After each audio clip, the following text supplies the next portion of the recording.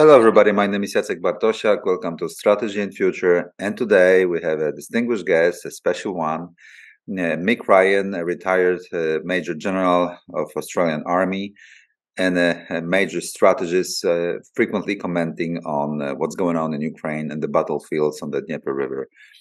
Hi, sir. How are you? I'm very good. Thank you for inviting me to speak with you today. Yeah, that's really a privilege to talk to you, and I want to really exploit it.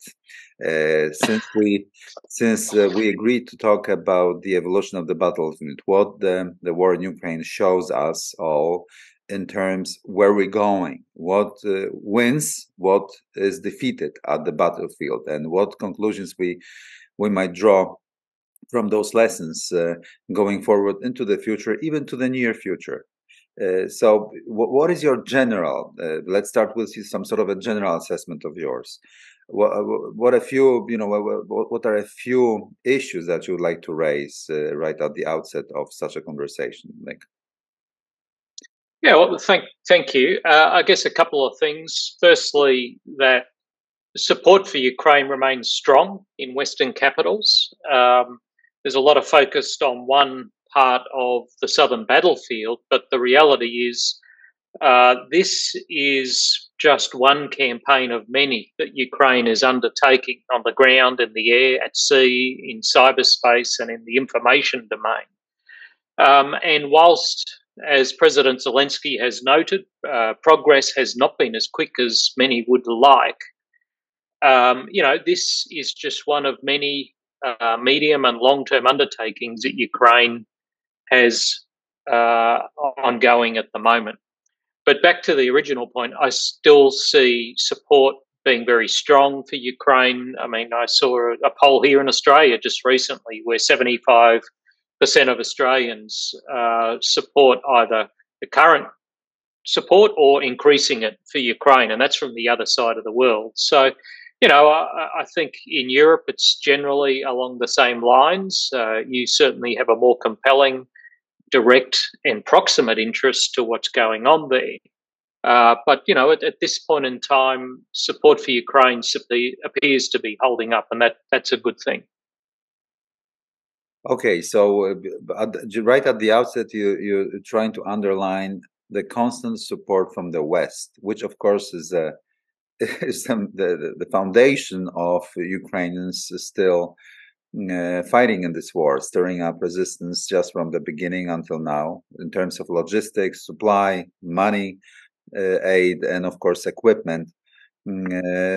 What else would you draw our attention to in terms of the how Ukraine is standing and what sort of the picture looks like at the moment? Well, clearly, neither Ukraine nor Russia is willing to step back from this fight. I mean, both have the will and the resources and the endurance to fight this war for some time to come. There is, I think, no prospect of this war being over in this calendar year, as some would hope. I think it will at least continue into next year, if not longer than that. So I think we all need to be prepared for a longer conflict. That is nothing new in the Western tradition. I mean, we've fought long wars before. For goodness sake, we were in Afghanistan for 20 years. So this notion that Western publics lack patience, I think, should be tested with evidence when they see a compelling purpose to provide long-term support. I think there is one there for Ukraine. And whilst you may see that support slip from very high levels to medium to high levels, I still think that support is there. At the end of the day, no nation can defend itself alone. It's a fantasy to think that any nation today, even the United States, could undertake something like this by itself. My country relies heavily on partners, including the United States and others, and every country in Europe depends on its friends, partners, and allies for its defence. Ukraine is no different there, and we're just going to have to commit to that defence, as NATO has done in the most recent Vilnius summit, even though that promise didn't go as far as many would like. I think that collective defence rationale in Europe has been reinforced by this war. And indeed, many, in particular Poland, are really investing in their defence to ensure that, whether Ukraine wins or loses, they're able to contribute to their own defence and that of their friends. I guess I'd finish by saying, win or lose, Russia is going to be a dangerous country after this war.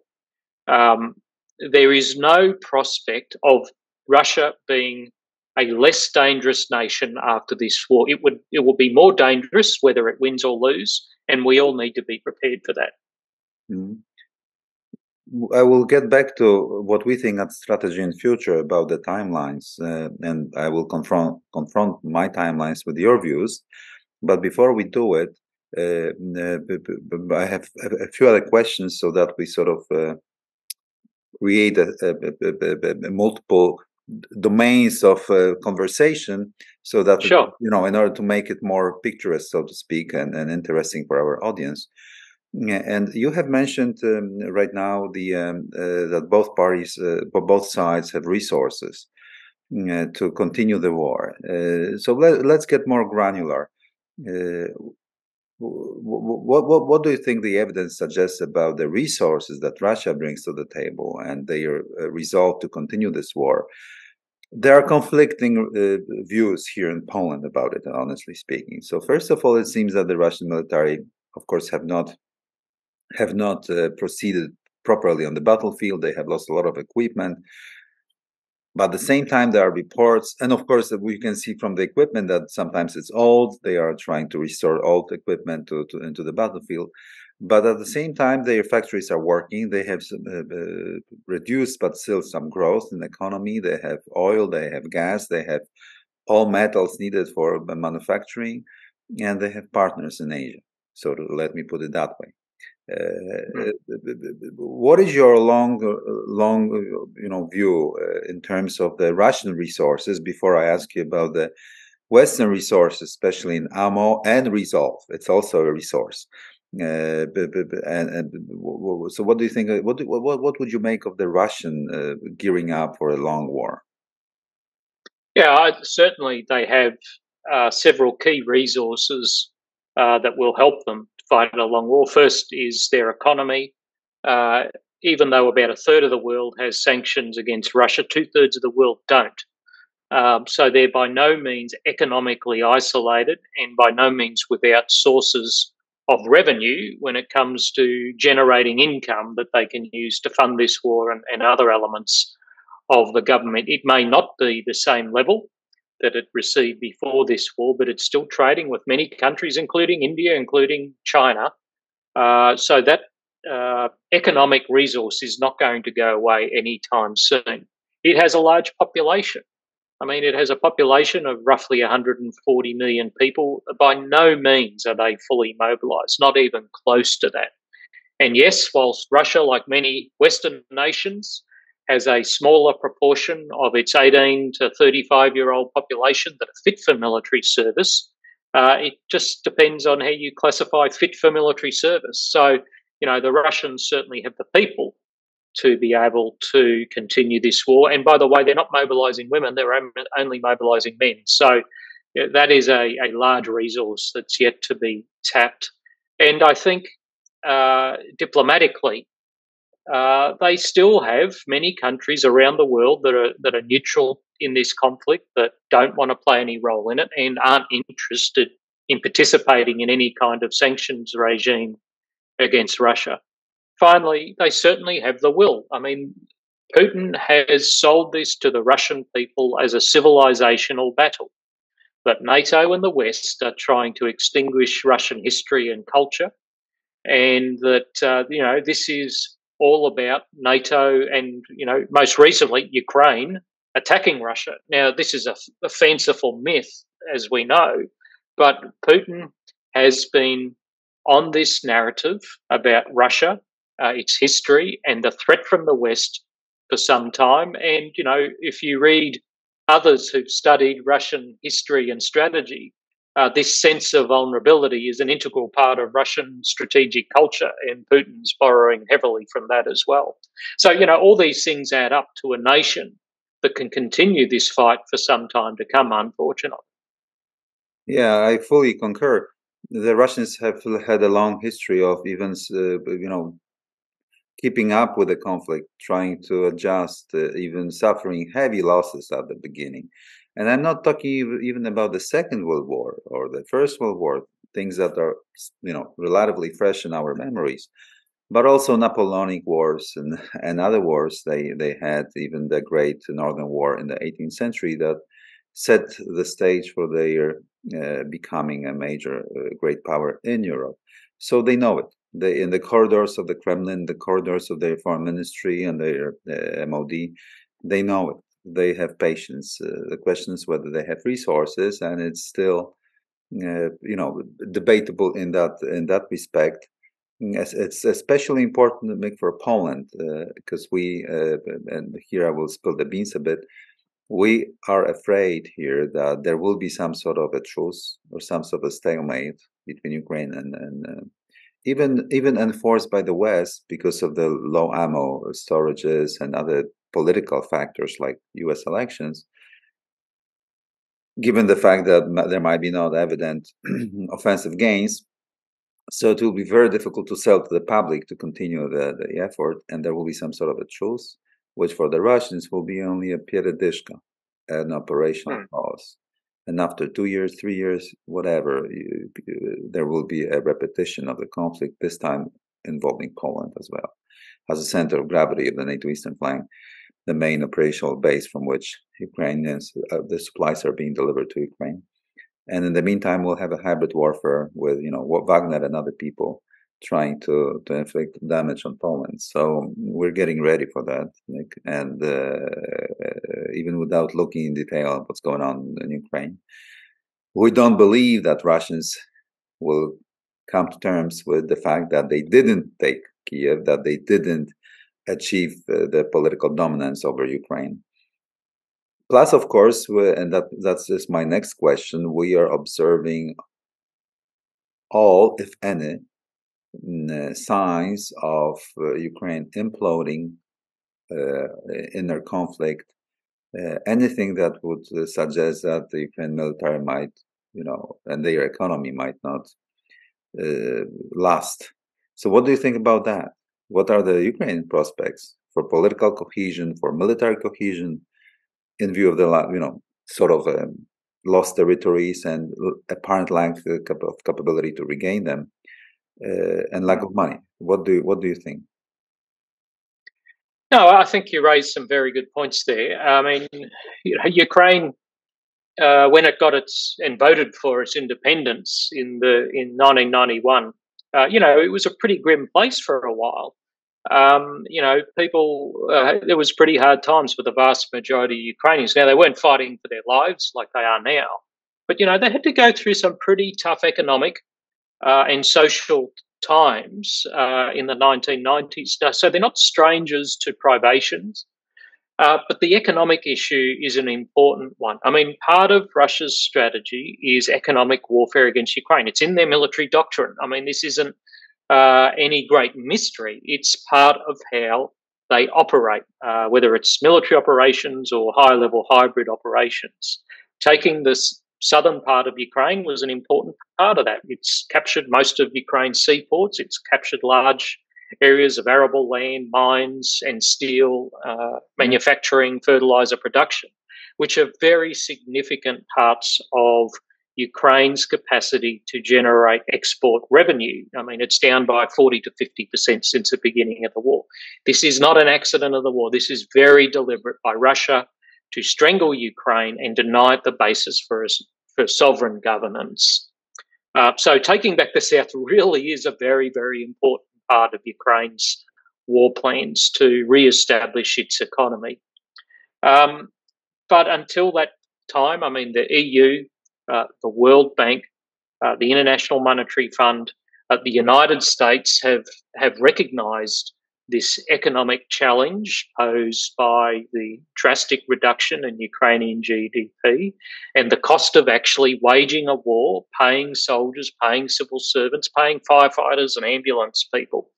This is a cost that the West appears to be absorbing in part. Certainly the EU and IMF and World Bank and other European organisations are stepping up to do that. Now, whether that will entirely fill the gap or not, I'm not privy to. That would be something that the Ukrainian government talks about with senior leaders in the West. But, we do kind of overlook the economic dimensions of this war sometimes because a lot of people are fascinated by the military dimensions. Another element, I think, of the economic bit is reconstruction. I mean, the costs of reconstruction are already been placed at around $800 billion US dollars, and that will continue to go up. It's something the Ukrainians have already started. They don't want to wait to the end of the war to rebuild hospitals, rebuild social services. People need them now. They won't wait years for them. So these all play into the economic dimension. And then I think the other bit too is the remnants of war issue that will play a significant social and economic role in the future of Ukraine. Something like 15% of the country is contaminated with remnants of war, whether it's unexploded ordnance, mines, or these kind of things. Mm-hmm. Now, these will all play into the determining Ukraine's economic potential in the future. And it's going to take some pretty clever thinking and some pretty smart policy and some discipline from the Ukrainian government with their friends in Europe and beyond to pull this off over the medium and long term. Yeah, that is, of course, true. But now, since we have outlined the general picture of the war efforts on both sides, let's maybe dive, if you don't mind, into particular questions regarding the military operations, both past and contemporary, in Ukraine that I'd like to ask to you. First of all, what happened? What do you think, as a general, what happened that the Russians didn't seize Kiev, in terms operational terms? If you just could give me your answer, because it's still the question is still in the air. Yeah. And why then didn't manage to seize Kiev? Well, I think there's a few contributing factors. First was their intelligence, their strategic intelligence about the Ukrainian government and the Ukrainian people was wrong, like it was before the 2014 war. I mean, because of the intelligence, Putin and others assumed that the Ukrainian government would fold and run after a bit of pressure from a military campaign, that the Ukrainian military was the one they'd faced in 2014, not one that had spent 8 years reforming itself with NATO. So, they made these assumptions, and because of these strategic assumptions about the Ukrainian government, the Ukrainian military, and by the way, the willingness of NATO and Europe to assist Ukraine, they thought once again, based on 2014, it would be pretty limited. They structured their military campaign in a certain way, and that really was about an administrative move into Kiev and other major centres, and then quickly transition into an occupying force. Now, when you build a campaign around those kind of assumptions, you probably underdo things like logistics. You underdo things like where you put your artillery. You underdo things like telling your soldiers exactly what they're going to be doing. And I think this played out in the first 48 hours. That once that coup de main operation at Hostomel Airport didn't work out, the entire Russian plan became unravelled in the north and the northeast, and they had to kind of adapt on the go from an administrative operation to a combat operation. And the Ukrainians were able to exploit that period when the Russians were in organisational shock and in that transition period. And I think that largely determined the failure of the Russian campaign in the north. Now, in the south, it was a very different story, of course. they were able to move from areas in Crimea with good logistics. And, there's still investigations ongoing in the Ukrainian government about why they moved so quickly, but they were able to move and take over Kherson and Zaporizhia very quickly indeed. So, they're not total idiots. As General Syrskyi said recently, the Russians aren't idiots. They're not. They are able to learn. They have demonstrated learning, but their learning and adaptation hasn't been of the same quality and speed as the Ukrainians has in this war. Mm-hmm. And what happened also in the same vein? It seemed here in Poland, at least, at the beginning of this war, it seemed reasonable for the Russians to try to cut off the Western supply lines going through Lviv and Western Ukraine, but even by the move from Belarus. This country was used anyway in attack against Kiev. So what do you think? What happened that the Russians didn't make this move? That was the main fear here in Poland. And still it didn't materialize, that they didn't cut off the Western Ukraine from the rest of the country. What happened? What do you think? No, I think that's a really good question. I mean, if you had to pick the top three mysteries from this war, that would probably be right up the top there. The Russians did stage through Belarus. They would only have had to stage, 100 or 200 kilometres further to the west to insert themselves between Kiev and Lviv, and that would have made Ukrainian operations extraordinarily difficult. I'm not sure why they didn't do that, but I think once again, because they assumed Ukraine would fall pretty quickly, they probably didn't think they had to do it. I'm sure in their planning they must have at least wargamed this option or at least discussed it. And it was probably discounted because they didn't think they'd be fighting a combat operation. And I think, too, Putin assumed, just like with Crimea in 2014, with Georgia, with Chechnya twice, and with Syria, the West would not decisively intervene. And if you think about it, that probably wasn't a bad assumption because for the last 20 years, the West has kind of let Russia get away with murder on multiple occasions. On this occasion, for a range of reasons, including very good strategic information operations and leadership from President Zelensky, the West decided that it was going to decisively intervene, and the Russian strategic plan came tumbling down. Mm-hmm. Another question along those lines. The Americans stepped up support alongside with the Poles and the British right at the beginning. And, we were all afraid of the escalation management in terms of both vertical, nuclear, and horizontal in terms of, just the war, also embracing NATO countries.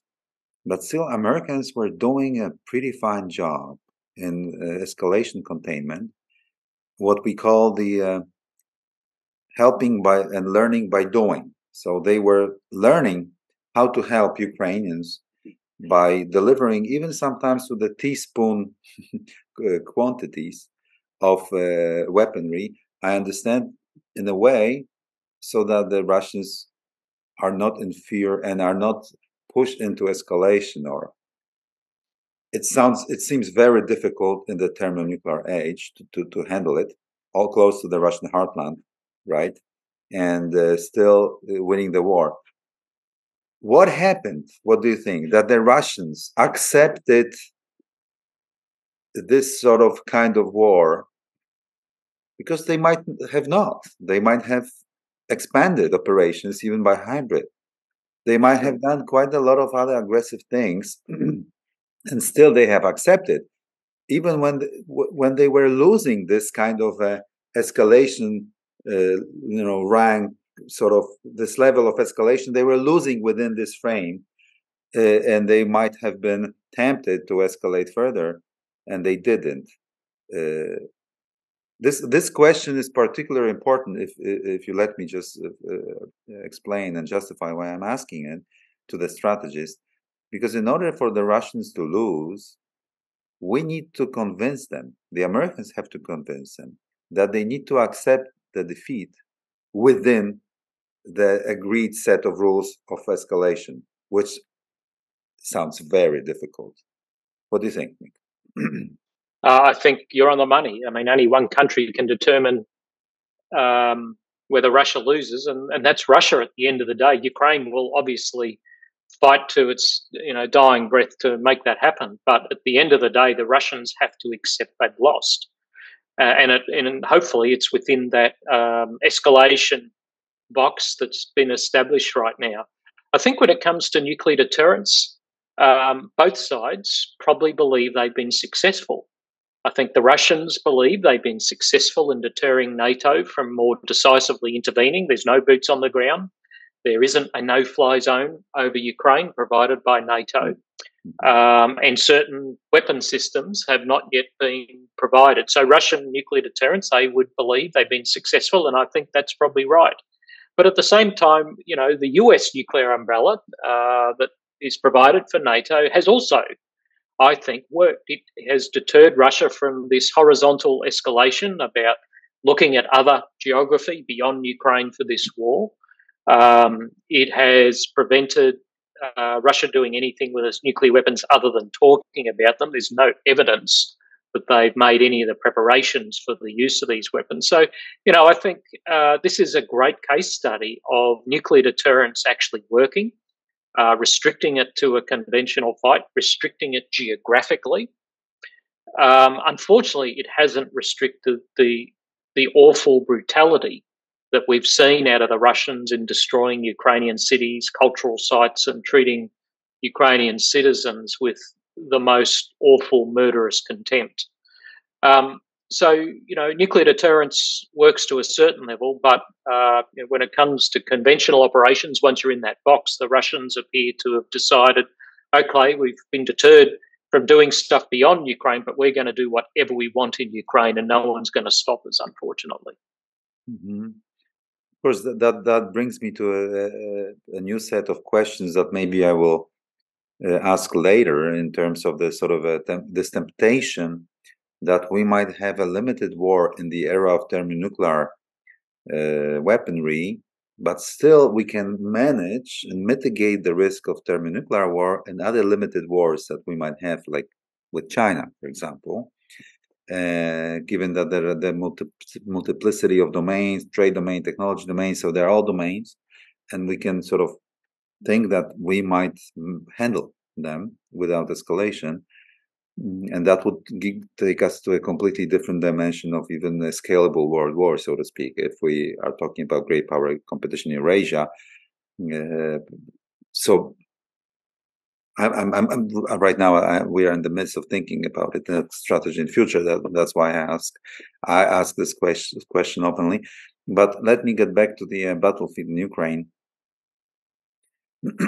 There is a major discussion in different quarters about the difficulty of offensive moves on the fronts. Both, the Russians demonstrated that if they meet a fierce resistance from the Ukrainians, it's difficult to overcome the modern defense systems. Yeah, the tanks, the mass can be defeated by precision, by C2, by proper situational awareness. So situational awareness combined with long-range fires or with cheap anti-tank weaponry can defeat mass. Mass is becoming a problem. You concentrate, you are seen, you can be fired upon, sort of, right? So are we really seeing if there are fighting powers, the peers on the battlefield, symmetrical battlefield? Are we slowly but steadily moving away from the Napoleonic concept of always concentration of mass in attack, because this becomes vulnerable, in fact, and we need to find another way of doing the offensive movements? Well, I'd say first that ever since the beginning of the first industrial revolution, there has been this trend of a emptying battlefield. I mean, battlefield densities have dropped over the last 200 years or so because of the ability to mass produce weapons, mass produce munitions, and better achieve situational awareness and share that. Now, that's been a 200-year trend. Generally, that has been responded to with dispersion. So there's a lethality dispersion relationship that Trevor Dupuy actually graphed in his great book on weapons and war. I'd recommend that to your listeners. And I think we're continuing to see that play out. I mean, the really important trends that I think we're seeing play out in this war, first one is what I call the signature battle.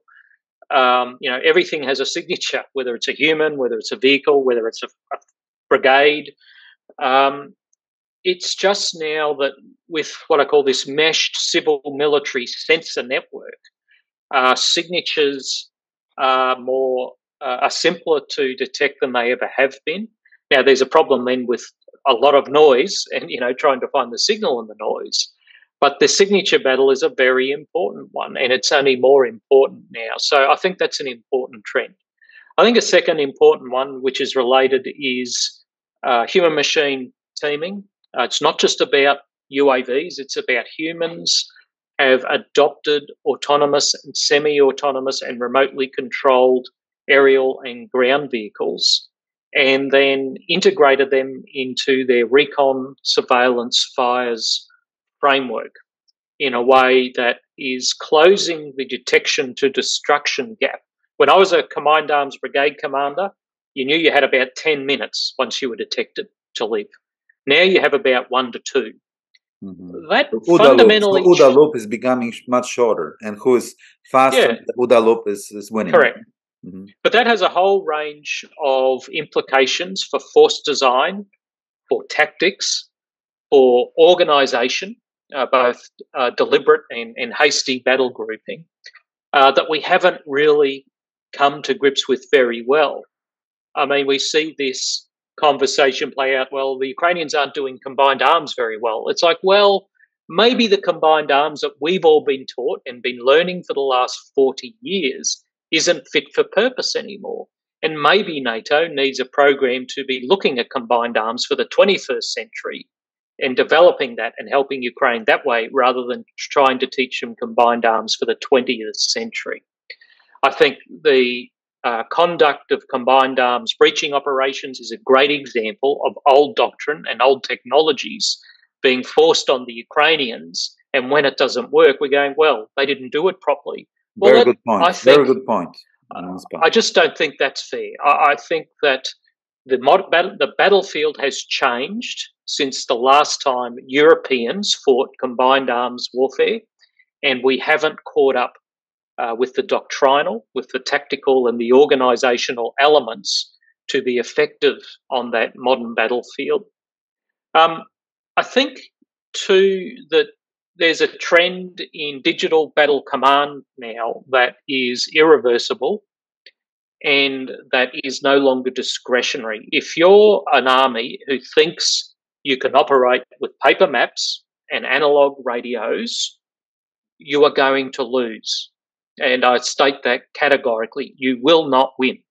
If you don't have the connectivity that connects the lowest levels to a range of information, fires, logistics, and personnel services, you just can't move quickly. And most importantly, you can't learn and adapt your tactics, your organisations, your dispositions in a way that will allow you to survive and succeed on the modern battlefield. So, I mean, these are just a couple of the trends we're seeing. I do think mass is still important, but it's not our grandfather's mass. It's a new kind of mass that's generated partially by armoured vehicles and soldiers, but also partially by autonomous systems and partially by massed influence operations.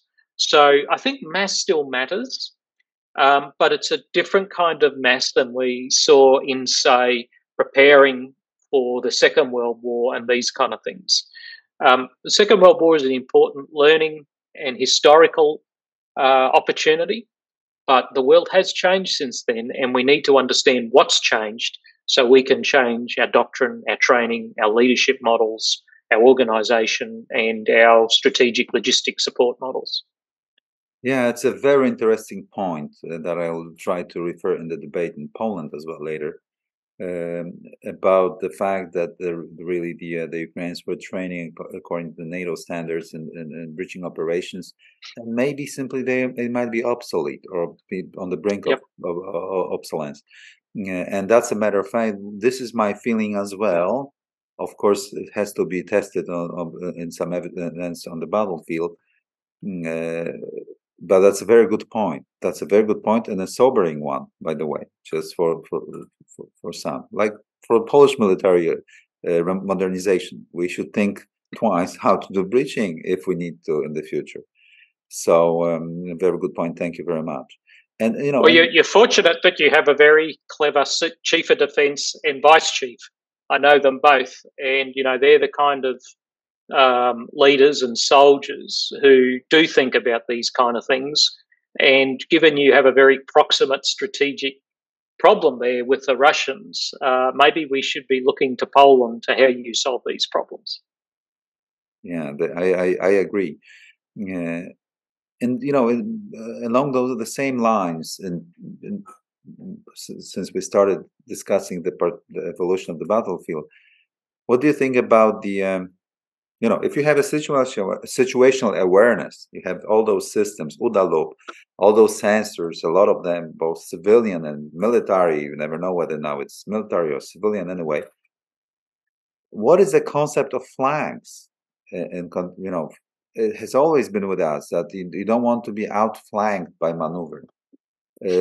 So how does this change in terms of organization of the troops and the front line? What does the front line look like these days in that context? And how deep is the operational space? So that, for example, if you rotate platoons or companies into the rear so that they have 2 days of rest or 3 days of rest, how deep they need to be moved so that they are far away from drone UAVs and other assets that can really make them tired. So what could you? It's rarely in the debate, this subject, and I really like to know your opinion about it. Yeah, I think it's a great question. I mean, what does the deep close rear fight look like in the 21st century? I think that's a pretty neat way of thinking about battlefield geometry. Mm-hmm. And you can apply it regardless of geography, as long as the Marines used to say, it was doctrine sound, not doctrine bound. And I think if you look at that, you ask that question about Ukraine, and then you ask that question about Taiwan, or you ask that question about the Baltic states, it will look a bit different each time. Similar concepts, but you're still going to have that construct. I think depth is going to be different, but longer than it has been historically. The deep fight, and your rear fight is going to extend all the way back to your population. Now, that's nothing new, I don't think, anymore. I think that the first time that really happened was in the first Crimean War, when the British put in a telegraph which could send messages to London overnight, and then they started getting direction back overnight from politicians. So that rear battle is something that has been going on for 170 years or so now, and I don't see that really changing. I mean, one of your key flanks isn't physical; it's support by your own population, right? That's an important flank to make sure it is secure for a military organisation. And you do that in peacetime by making sure that you're a military that reflects your society and that is joined up to it, doesn't set itself apart like some do. Mm-hmm. Yeah, also speaking about different domains of the battlefield, of course, we all heard before about the information domain. We also, when we read news from the Second World War, information domain was also an important factor. Churchill's speeches, Hitler's speeches, newspapers in occupied Europe talking Nazi propaganda, etc. But still, here in this symmetrical battlefield that we saw, especially in the opening months of the war, the Ukrainians managed to shape the battlefield and the perception of the battlefield, not only the morale, but also perception of the Western societies, of the Russian troops, of the Ukrainian troops, by fighting a proper war in information domain. Would you agree with that? Oh, absolutely. I mean, it was one campaign of many that they had to fight, but it was a really vital one. I mean, right from the get go, the Ukrainians settled on a strategy of investing in their strategic influence. I think there are two important parts of it. One is internal, sustaining Ukrainian unity, which is an important part of their overall war strategy. And then the second element was building and sustaining support from the West. And, Zelensky has been a critical part of that. I don't need ammunition. Sorry, I don't need a ride, I need ammunition. I mean, electrified many leaders and citizens around the world.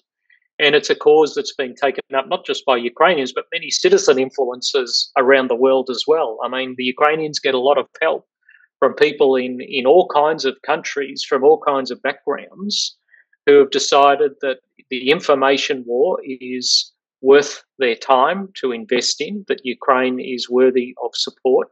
And we see things like the North Atlantic Fellow Organization, for example, arise that combats Russian misinformation. So I think it's a crucial part of Ukrainian strategy. It's an integral part of what I would now call the Ukrainian way of war, and it's something that they've had to carefully manage, but also learn and adapt as the world keeps changing over the last 18 months or so. And there's a lot, I think, that we can all learn from it. I mean, we can't copy it because Ukrainian culture is unique, just like Polish culture is unique or Australian culture is unique.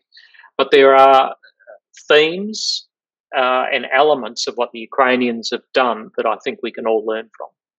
Mm.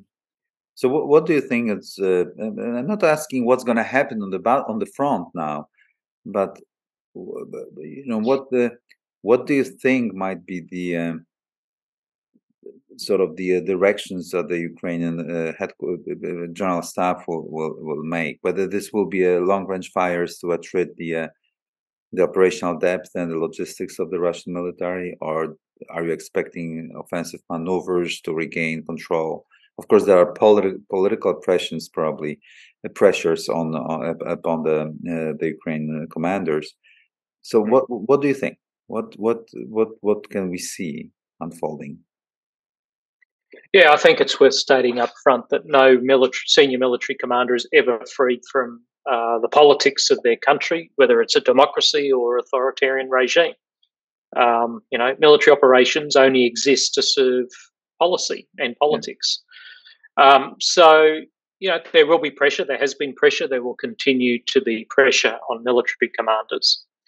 Okay, let's put that to the side. I think what the Ukrainians did originally was, they tried to do a Kharkiv, a quick breakthrough. I mean, Kharkiv still took about a week of hard fighting for them to penetrate the Russian defences, and I think they hoped they might be able to achieve that.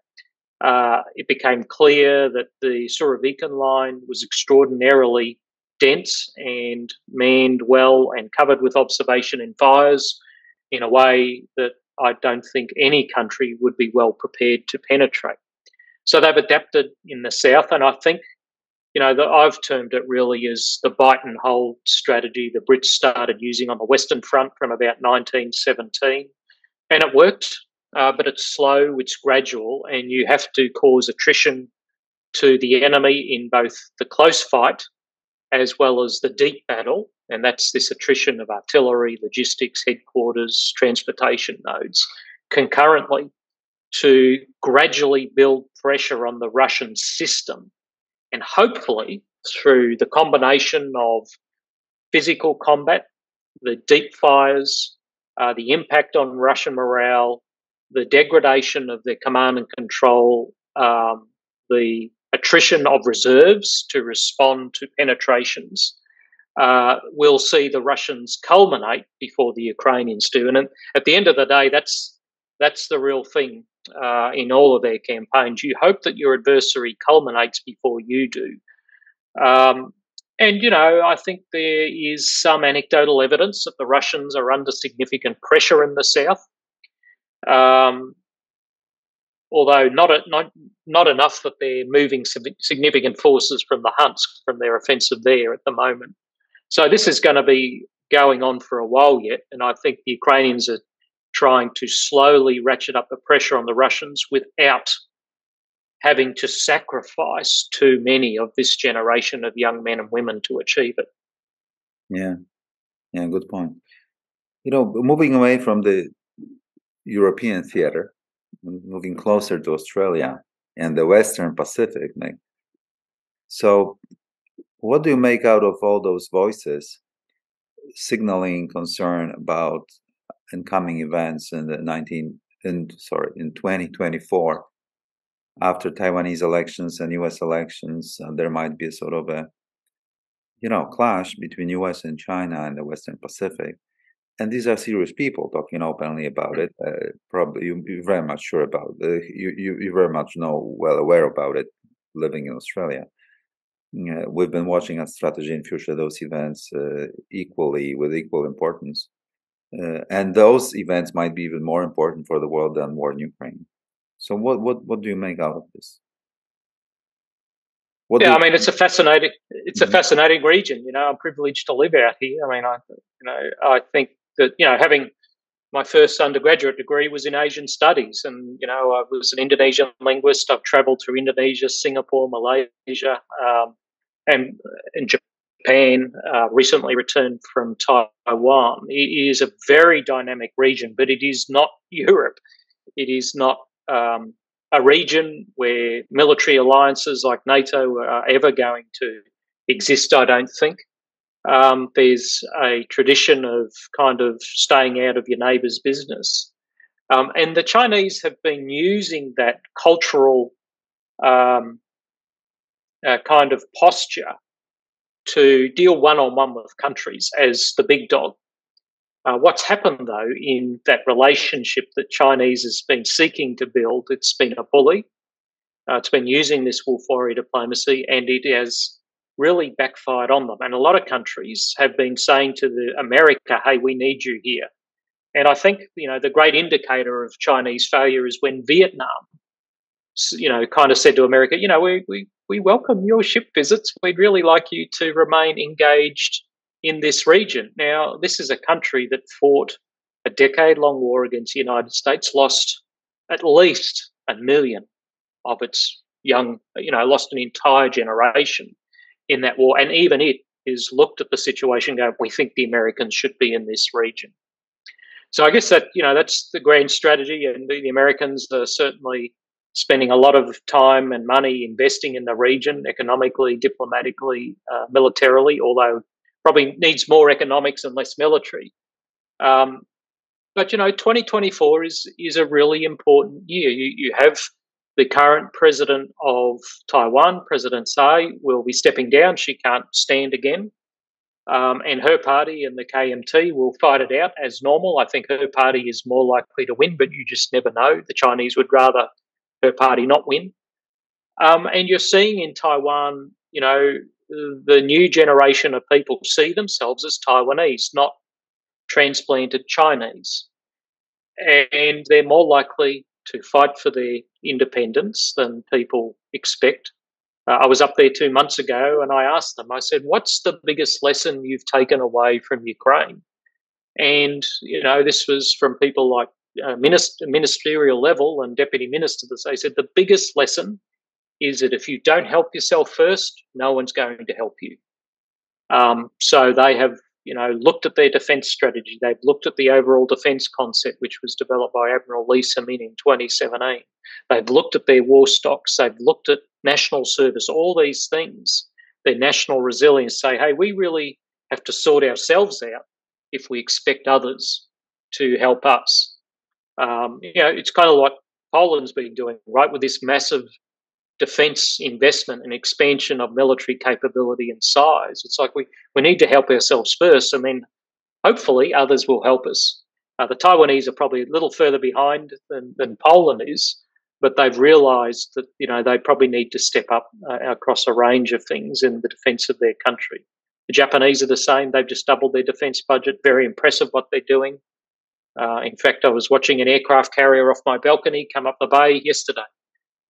This is a very capable and large and technologically advanced nation with a very capable military that is now operating in a way that 20 years ago was unthinkable in its engagement with other countries and sharing of its capabilities. So you've seen a very significant shift in this region in the last decade. I think the Chinese, given the almost exclusive decision-making authority of President Xi, are very capable of miscalculating the will of countries like Japan, Australia, and the United States.